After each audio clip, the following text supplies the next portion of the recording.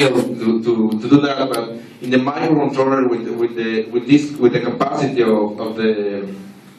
with the speed of processing, it makes a big difference to do this. I mean, I had to it was mandatory for me to separate this constant from the formula of the feature extraction in the middle frequency, etc.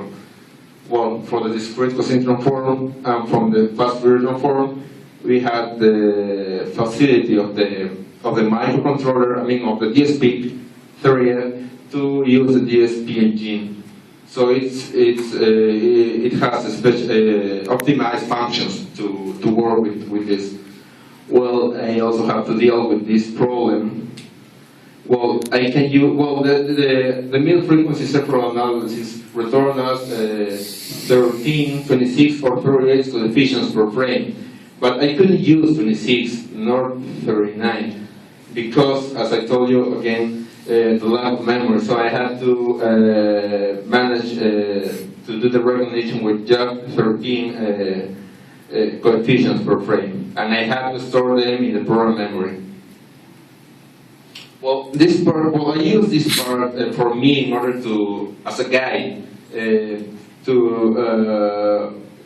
as I told you, I had to implement them in the computer and also in the microcontroller in order to see the behavior of the data of each stage.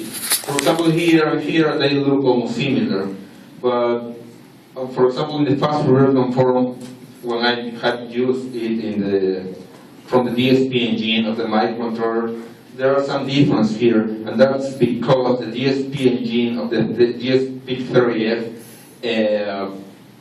works with a range of from -1 to +1, and with data with 16 bits of that quantity of data. So here there was a little bit of loss of data, and as a consequence, it was also here.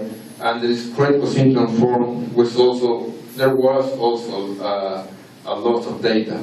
But in spite, well, it looks like this loss of data could affect to the recognition, but they didn't affect so much. But as you're going to see in the following slides, the recognition is still accurate in spite of this loss of data that I have had here and here. Well, we have seen